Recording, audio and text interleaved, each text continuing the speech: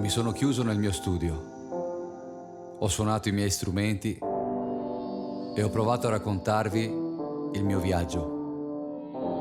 Un viaggio solitario verso la luna. Ho osservato la Terra e i suoi abitanti. Ho provato a capire perché stanno distruggendo il loro unico mondo. Ho provato a capire perché combattono e si uccidono senza motivi. Ho provato a capire perché continuano a mentire. Ho fatto un viaggio disturbato da anni di bugie.